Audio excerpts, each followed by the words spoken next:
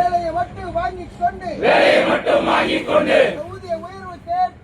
ஊதிய உயர்வு கேட்டால் நடவடிக்கை எடுக்கும் எம்மாரம் நிர்வாகத்தை கண்டிக்கின்றோம். தமிழக அரசு தொழிலாளர் துறையை